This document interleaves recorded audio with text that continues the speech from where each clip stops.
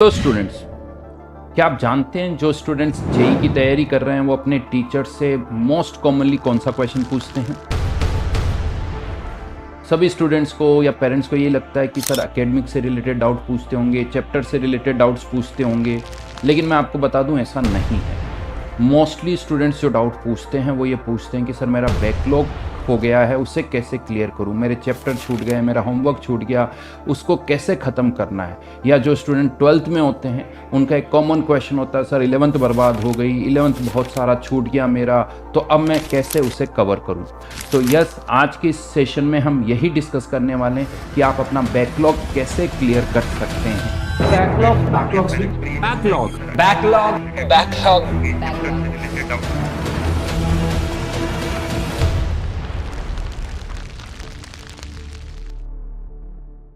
जो भी स्टूडेंट्स इस वीडियो को देख रहे हैं उन्हें मैं बता दूं कि ये वीडियो आप पूरा देखें, क्योंकि आपकी प्रॉब्लम तभी सॉल्व होगी जब आप इस वीडियो के हर एक एस्पेक्ट पर अपना अटेंशन पे करेंगे। देखिए, आधा अधूरा ज्ञान खतरनाक हो सकता है, ये ध्यान रखना। सबसे पहले तो हमें ये पता करना होगा कि बैकलॉग क्यों क्रिएट हुआ है। देखिए, बैकलॉग क्रिएट होने के बहुत सारे कारण हो सकते हैं।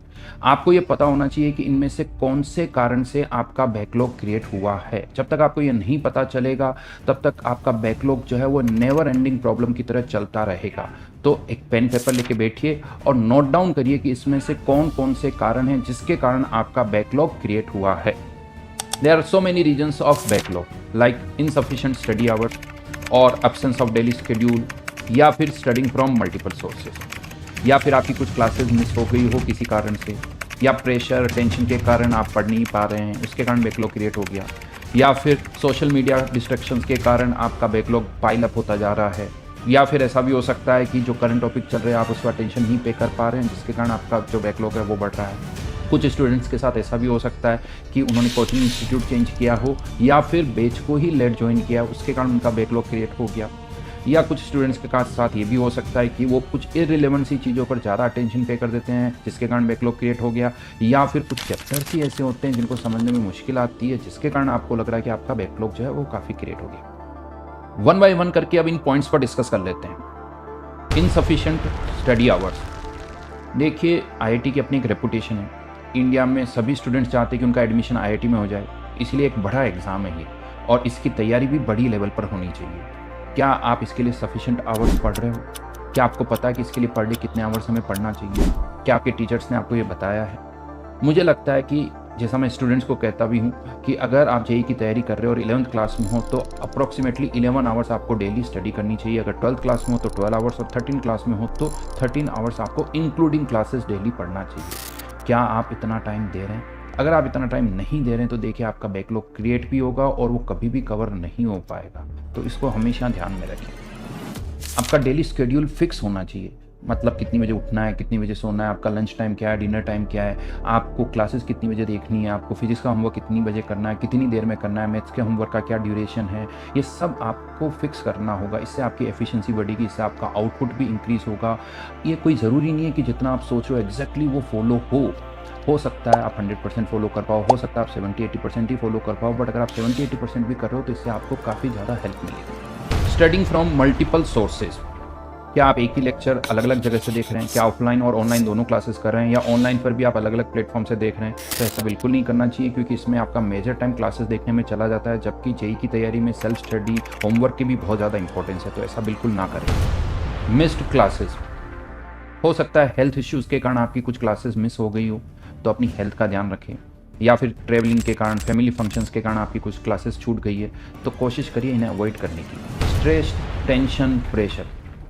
मुझे आमिर खान की एक मूवी का डायलॉग याद आता है कि हम लोग क्या करते हैं, अपना एक पैर जो है वो पास्ट में और एक पैर जो है हम फ्यूचर में रखते हैं, और प्रेजेंट जो है वो हमारा बर्बाद कर लेते हैं। बहुत सारे स्टूडेंट के साथ भी ये होता है कि जब भी उन्हें कहो पढ़ने की, तो या तो वो अपने पास्ट में जो हुई मिस्टेक्स हैं उनको रोने लगते हैं, उनके बारे में सोचने लगते हैं, या फिर फ्यूचर की टेंशन के कारण वो नहीं पढ़ पाते हैं। तो हमें ऐसा नहीं करना है। हमें ये देखना है कि आज हम बेस्ट क्या कर सकते हैं, वो हमें करना है। हर दिन इसी तरह से सोचना है कि आज क्या बेस्ट पॉसिबल है, वो हमें करना है। Social media distractions. आजकल बहुत सारे स्टूडेंट्स जो हैं दिन भर में अपना एक important time in social media apps like YouTube, Instagram, Facebook पर वेस्ट कर देते हैं। कोई 2 घंटे, कोई 3 घंटे, कोई 4 घंटे कर रहा है। ये बिल्कुल नहीं होना चाहिए, ये टाइम बिल्कुल जीरो हो जाना चाहिए। Ignoring current topics. बहुत सारे स्टूडेंट्स क्या करते हैं, बैकलॉग पर फोकस करते हैं, जिसके कारण जो करंट टॉपिक्स है वो इग्नोर हो जाते हैं, या बहुत सारे स्टूडेंट्स फ्यूचर प्लानिंग के कारण जो करंट में चल रहा होता है उसको इग्नोर कर देते हैं। तो हमें ऐसा बिल्कुल नहीं करना है। हाँ, हमें बैकलॉग को भी कवर करना है, लेकिन कैसे बैकलॉग को करंट टॉपिक्स के साथ कवर करना है ये मैं वीडियो में आगे आपको बताऊँगा। Focusing on irrelevant aspect of preparation. बहुत सारे स्टूडेंट्स क्या करते हैं, किसी एक सब्जेक्ट को या किसी एक चैप्टर को बहुत ज़्यादा अटेंशन दे देते हैं, उसके बहुत ज़्यादा डेप्थ में जाने की कोशिश करते हैं, जिसके कारण क्या होता है, बाकी के सब्जेक्ट जो है वो सफ़र होने लगते हैं, उनमें फिर उनका बैकलॉग क्रिएट होने लगता है। तो हमें ऐसा नहीं करना है। हमें किसी भी चैप्टर में बहुत ज़्यादा डेप्थ में जाने की कोई ज़रूरत नहीं है, बस जेईई के लिए जितना चाहिए उतना हमें सोचना है। Difficulty in understanding the chapters. देखिए, जेईई में कुछ चैप्टर्स ईजी हैं, कुछ मॉडरेट है और कुछ टफ है। टफ चैप्टर्स में अंडरस्टैंडिंग डेवलप करना, उसके क्वेश्चंस करने में टाइम लगता है। आप उसके कारण ज़्यादा टेंशन ना लें, ये टाइम के साथ हो जाएगा। हो सकता है आपका बैकलॉग जो है वो कोचिंग इंस्टीट्यूट चेंज करने के कारण हो, या आपने बैच ही लेट ज्वाइन किया हो उसके कारण हो। तो देखिए, इसके लिए आपको ज़्यादा एफर्ट्स लगानी पड़ेगी, जिससे आपका जो बैकलॉग है वो कवर हो सके। तो अब आपको ये चेक करना है कि इसमें से कौन कौन से पॉइंट्स जो है वो आपके बैकलॉग के कारण है, और आपको ये इंश्योर करना है कि इस तरह की मिस्टेक्स रिपीट ना हो। नहीं तो क्या होगा कि हम बैकलॉग जो है वो कवर करते रहेंगे, फिर नया बैकलॉग साथ में और क्रिएट भी हो रहा है, तो हमारी ये जो प्रॉब्लम है वो कभी भी सॉर्ट आउट नहीं होगी। तो अब आ जाते हैं इंपॉर्टेंट एस्पेक्ट पर कि सर जो ऑलरेडी हमारा बैकलॉग है उसे कैसे ख़त्म किया जाए। तो मेनली स्टूडेंट्स को पता है यहाँ प्रॉब्लम क्या आती है कि सर ऑलरेडी क्लासेस भी चल रही है, होमवर्क भी मिलता है, उसमें भी अच्छा खासा टाइम देना पड़ता है, और उसके साथ साथ हमारे को बैकलॉग भी कवर करना है। तो सर दोनों मैनेज नहीं हो पाते हैं, और बहुत सारे स्टूडेंट्स क्या करते हैं कि जो करंट में चैप्टर्स चल रहे होते हैं उनको छोड़ के केवल बैकलॉग पर फोकस करते हैं, जिसके कारण क्या होता है कि जो करंट चैप्टर्स चल रहे हैं उसका बैकलॉग क्रिएट हो जाता है, और हम इस चक्रव्यूह में फंस जाते हैं। हमारा बैकलॉग कभी भी ख़त्म नहीं होता है। तो हमें ये देखना है कि जो करंट चल रहा है उसमें भी हमारा कोई बैकलॉग ना हो, और साथ साथ में हमें जो बैकलॉग है उसको भी ख़त्म करना है। अब इन दोनों को कैसे मैनेज किया जाए ये चलिए मैं आपको बताता हूं। लेकिन देखिए, इसमें अगर आप चाहते हो कि आप इन दोनों को मैनेज करें, तो सबसे पहले आपको एक्स्ट्रा टाइम निकालना पड़ेगा, आपको एक्स्ट्रा एफर्ट्स लगानी पड़ेगी, अपने स्टडी आवर्स बढ़ाने पड़ेंगे। जैसा मैंने आपको ऑलरेडी बताया कि जो करंट चैप्टर्स चल रहे हैं उसको अच्छी तरह से करने के लिए भी आपको 11-12 आवर्स तो डेली पढ़ना पड़ता है। अब आप चाहते हो कि उसके साथ आपका बैकलॉग भी क्लियर हो, तो उसके लिए आपको 2-3 घंटे कम से कम और एक्स्ट्रा निकालने होंगे, यानी अराउंड 14-15 आवर्स पर डे आपको पढ़ना होगा। चलिए, थोड़ा स्पीड से काम करोगे तो पर डे आपको अराउंड 3 to 4 आवर्स जो है वो बैकलॉग के लिए मिल जाएंगे।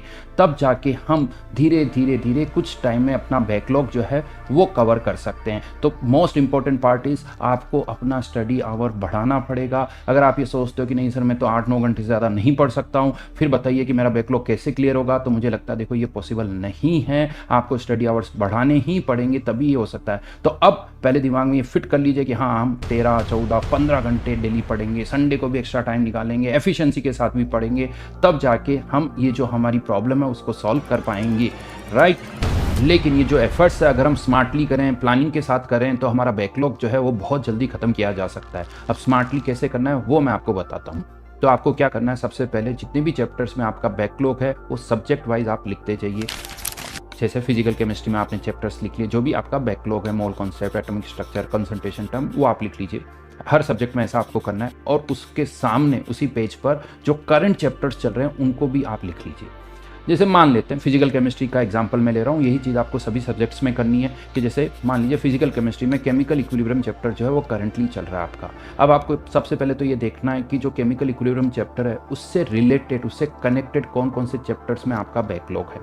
जैसे अभी मैंने कहा कि मान लीजिए आपका मोल भी बैकलॉग है, कंसंट्रेशन भी है, एटॉमिक भी है, लेकिन आपको पता होना चाहिए कि हाँ, एटॉमिक जो है उसका केमिकल इक्विलिब्रियम से कोई कनेक्शन नहीं है। तो आप एटॉमिक को बाद में देखिए, पहले आप ये देखिए कि मोल और कॉन्सेंट्रेशन टर्म इसको कैसे जल्दी से जल्दी खत्म किया जाए। अब मैं आपको साथ में ये भी बता दूं कि कोई भी जो चैप्टर जो कनेक्टेड होता है किसी चैप्टर से, वो उससे 100% कनेक्टेड नहीं होता है। यानी कॉन्सेंट्रेशन टर्म में आप बहुत सारे सब टॉपिक्स पढ़ते हो, वो सारे सब टॉपिक्स जो है वो केमिकल इक्विलिब्रियम चैप्टर्स के लिए ज़रूरी नहीं है। आप पहले उन सब टॉपिक्स का बैकलॉग खत्म करो जो केमिकल इक्विलिब्रियम से कनेक्टेड है। मोल कॉन्सेप्ट में उन सब टॉपिक्स का बैकलॉग खत्म करो जो केमिकल इक्विलिब्रियम से कनेक्टेड है। जो कनेक्टेड नहीं है उसको हम बाद में करेंगे। बट इससे फ़ायदा क्या मिलेगा कि जो करंट में हमारे चैप्टर्स चल रहे हैं उसमें हम एफिशिएंसी के साथ पढ़ पाएंगे, उसमें हमारा अंडरस्टैंडिंग लेवल जो है वो इंक्रीज़ हो जाएगा। तो ये आपको इंश्योर करना है। हाँ, यहाँ पर स्टूडेंट्स को मेनली प्रॉब्लम ये आती है कि सर हमें पता ही नहीं चल पाता कि उस कौन सा सब टॉपिक उससे कनेक्टेड है, कौन सा नहीं है। तो देखिए ऐसा हो सकता है, कुछ आपको पता चल जाएंगे, कुछ नहीं पता चलेंगे, तो कोई टेंशन नहीं। जो पता है पहले उनको तो कवर कर, फिर जो नहीं पता, जैसे आप केमिकल इक्विलिब्रियम में कुछ पढ़ रहे हो और वहाँ पर आपने देखा कि यार कहीं पर एक दो वर्ड्स आ गए, जैसे डिग्री ऑफ डिसोसिएशन या कुछ टर्म्स इन्वॉल्व हो गई, तो उन पॉइंट्स को देखिए कि ये सर ने कहाँ पर पढ़ाया है। टीचर से भी आप पूछ सकते हो कि आपने ये कहाँ पढ़ाया है। मोल कॉन्सेप्ट में पढ़ाया है तो आप मोल कॉन्सेप्ट में जाके देखिए कि डिग्री ऑफ डिसोसिएशन क्या होता है, उसको कैसे निकालते हैं। तो फिर आप 1 बाय 1 करके इस तरह से भी आप चेक कर सकते हैं। तो इससे आपका जो बैकलॉग है वो स्मार्टली कवर होगा और जो करंट चैप्टर्स है उसका बैकलॉग क्रिएट नहीं होगा। लेकिन यहाँ पर मैं आपको बता दूं, बहुत सारे स्टूडेंट्स क्या मिस्टेक करते हैं, वो केवल लेक्चर्स देखते रहते हैं, सारे वीडियो लेक्चर्स देख लेते हैं, लेकिन होमवर्क नहीं करते हैं। देखिए अगर आपने होमवर्क नहीं किया ना, तो जो भी लेक्चर्स आपने देखे हैं वो 5 दिन 10 दिन 15 दिन में भूल जाओगे और फिर आप उसी 0 लेवल पर आ जाओगे। तो जो भी लेक्चर्स आप देखते हो उससे एसोसिएटेड होमवर्क जरूर करें। हाँ, होमवर्क जरूरी नहीं, जो भी टीचर ने दिया वो 100% करें। इसमें मैं ये कहता हूँ कि आप कम से कम 50% होमवर्क करें। 50% इस तरह से कर लीजिए कि जितने भी ऑड नंबर वाले क्वेश्चन है या तो वो कर लीजिए, या इवन नंबर वाले क्वेश्चन है वो कर लीजिए, ताकि सभी वैरायटी के क्वेश्चन आप कर सकें। बट होमवर्क करना बहुत ज़रूरी है। अगर आपने होमवर्क नहीं किया तो आपका बैकलॉग जो है वो क्लियर नहीं होगा, ये मैं आपको बता दूं। और इसके साथ में मैं आपको ये भी बता दूं कि कोई शॉर्टकट यूज़ ना करें। बहुत सारे स्टूडेंट्स को क्या लगता है कि ऑनलाइन पर कोई कह देता है कि मैं आपका ये चैप्टर 3 घंटे में कवर कर दूंगा, 1 शॉट में आपका ये चैप्टर कवर हो जाएगा। देखिए कोई शॉर्टकट ना लगाएं। शॉर्टकट तरीका होता तो फिर इतने लेंदी मेथड्स यूज़ करने का कोई फ़ायदा नहीं था। अगर आप शॉर्टकट मेथड यूज़ करेंगे तो थोड़े दिनों बाद आपको लगेगा कि यार वो जो टाइम दिया था वो भी मेरा बेकार हो गया। तो do not use any shortcut. जिन टीचर से आप पढ़ रहे हैं उनके कंप्लीट वीडियोज़ देखिए, डिटेल वीडियो देखिए, उसके साथ में उसका होमवर्क भी करें, तभी आपका कॉन्फिडेंस आएगा, तभी आपकी स्पीड बढ़ेगी, तभी आप क्वेश्चन सॉल्व कर पाएंगे, तभी आप मार्क्स लेके आ पाएंगे। तो मैं फिर से कहूँगा, ये 1 शॉट या शॉर्टकट मेथड यूज़ ना करें, ये आपका टाइम ख़राब करेंगे, इससे आपको फ़ायदा बिल्कुल नहीं मिलने वाला है। हैविंग सेड दैट, मैं ये भी कहूँगा कि बी रियलिस्टिक। मतलब क्या है इसका? मतलब ये है कि आपका बैकलॉग कितने टाइम में कंप्लीट होगा, ये बहुत सारे फैक्टर्स पर डिपेंड करता है। सबसे पहले कि आपका बैकलॉग कितने चैप्टर्स का है और आप कितने hours per day backlog cover करने के लिए दे रहे हो। अब उसके साथ में आपको थोड़ी कैलकुलेशन भी करनी होगी। कैलकुलेशन क्या है? जैसे मान लीजिए कोई पर्टिकुलर चैप्टर है जिसमें आपका बैकलॉग है, तो अब आपको इसमें कितना टाइम लगेगा ये आपको पता होना चाहिए। वो उसकी कैलकुलेशन आप कैसे कर सकते हो कि पहले तो ये देखिए कि उस चैप्टर को पढ़ाने में आपके टीचर ने कितने आवर्स लगाए हैं। मान लेता हूँ कि उस चैप्टर को पढ़ाने में टीचर को 15 आवर्स लगे, ठीक है। अब मेरा ये मानना है कि अगर 15 आवर्स किसी चैप्टर को टीचर ने पढ़ाया है तो कम से कम आपको 15 आवर्स सेल्फ स्टडी करनी होगी उस चैप्टर की। मतलब होमवर्क में, नोट्स पढ़ने में वापस लगते हैं, तो टोटल कितने हो जाते हैं? 30 आवर्स। ठीक है, अगर आप थोड़ा स्पीड से करते हो, स्मार्टली करते हो, होमवर्क कम कर देते हो, तो मान लेता हूँ मैं, चलिए 30 से आप 20 आवर्स फिर भी आपको कम से कम लगेंगे, उससे कम टाइम में आपका नहीं हो सकता। अब 20 आवर्स उस चैप्टर को कवर करने में चाहिए आपको। अब पर डे लेट से आप 3 to 4 आवर्स देते हो बैकलॉग के लिए, तो अराउंड आपके 5 to 6 डेज उस पर्टिकुलर चैप्टर के बैकलॉग को ख़त्म करने में चाहिए। यानी एक चैप्टर का बैकलॉग ख़त्म करने में आपको 5-6 दिन लगेंगे, जब आप 4 घंटे 5 घंटे पर डे पढ़ रहे हो। तो अब आपको ये देखना होगा कि आपको कितने चैप्टर्स का बैकलॉग है आपके पास। उसके अकॉर्डिंग आप डेज कैलकुलेट करिए कि आपको 10 दिन लगेंगे, 20 दिन लगेंगे, 1 महीना लगेगा, 1.5 महीना लगेगा। तो ये रियलिस्टिक टारगेट आपको सेट करना चाहिए। बहुत सारे स्टूडेंट्स ये सोचते हैं कि मेरे 10 चैप्टर का बैकलॉग है सर, 10-15 दिन में हो जाएगा। जब वो 10-15 दिन में नहीं होता है तो वो फिर टेंशन में आ जाते हैं और फिर वो करना छोड़ देते हैं, जिससे और पाइलअप हो जाता है, बैकलॉग और बढ़ जाता है। तो अनरियलिस्टिक टारगेट सेट ना करें, रियलिस्टिक जो भी है वो सेट करें। धीरे धीरे कंप्लीट होगा, अच्छी तरह से करें उसको, जल्दबाजी में कुछ भी ना करें। एक प्लानिंग के साथ करोगे तो आपको कॉन्फिडेंस भी रहेगा कि हाँ, ये इस डेट तक मेरा जो बैकलॉग है वो खत्म हो जाएगा। और साथ साथ मैं फिर से ये कहूँगा, जो करंट चैप्टर चल रहे हैं उनको भी साथ में करते रहें, उसमें कोई बैकलॉग क्रिएट ना हो, उनको बिल्कुल ना छोड़ें। जो उनसे कनेक्टेड चैप्टर्स है, जैसा मैंने पहले भी आपको कहा, उनको पहले क्लियर करें, ताकि जो चैप्टर्स चल रहे हैं उनकी अंडरस्टैंडिंग में कहीं कोई आपको इश्यूज़ ना आए। तो अब आपको क्या करना है, जो भी पॉइंट्स मैंने बताए उनको अच्छी तरह से दिमाग में रखें और अपना एक वीकली प्लान बनाएं। जैसे कमिंग वीक का एक प्लान बना लीजिए कि इस वीक में आपको कौन से चैप्टर्स का बैकलॉग कवर करना है। लेकिन साथ में ये भी ध्यान रखिए जो करंट चैप्टर्स चल रहे हैं उनकी क्लासेस कितनी बजे से से कितनी बजे तक देखनी है आपको, उसके लिए होमवर्क का टाइम स्लॉट पहले से फिक्स कर लें। फिर जो बचा हुआ टाइम है उसमें आप अपना बैकलॉग जो है वो कवर करें। देखिए, जो भी प्लान आप बनाते हो उस प्लान पर स्टिक रहिए, कॉन्फिडेंस रखिए कि हाँ, ये जो प्लान आप बना रहे हो इससे आपका बैकलॉग खत्म हो जाएगा। हाँ, थोड़ा बहुत ऊपर नीचे हो सकता है, किसी दिन आपने सोचा कि इतना मैं कर पाऊंगा, उतना नहीं हो रहा, कोई बात नहीं। जैसा मैंने आपसे पहले भी कहा है कि आज आप कितना अच्छा कर सकते हो वो देखिए, आज अपना बेस्ट इनपुट दें। हो सकता है कल आप नहीं कर पाए, लेकिन ऐसा नहीं कि आज नहीं कर सकते। तो पुराना जो भी गलत हुआ उस पर ज़्यादा ना सोचें और आज के दिन आप मैक्सिमाइज करिए अपनी एफर्ट्स को, और साथ साथ में अपनी हेल्थ का भी ध्यान रखिए, हेल्थ को मेंटेन करें। उसके अलावा सोशल मीडिया के जो डिस्ट्रैक्शंस हैं उन्हें बिल्कुल ख़त्म करिए। देखिए, ये सबसे बड़ा किलर है आपकी प्रैक्टिस में आपकी जेई की रैंक में, तो इनको बिल्कुल ख़त्म कर दीजिए और स्टे पॉजिटिव। बस दिमाग में ये रखिए कि हाँ, अगर हम एफर्ट्स लगाएंगे, अगर हम हार्ड वर्क करेंगे तो डेफिनेटली यार रैंक तो आएगी आएगी, आपकी रैंक आपसे कोई नहीं छीन सकता। तो बस उसके लिए ज़रूरी है कि प्रॉपर गाइडेंस के साथ आप अपनी एफर्ट्स लगाएं, तो मैं गारंटी के साथ कह सकता हूँ कि आपका जो ड्रीम है, आपकी जो ड्रीम IIT है वो ज़रूर आपको मिलेगी। Thank you very much.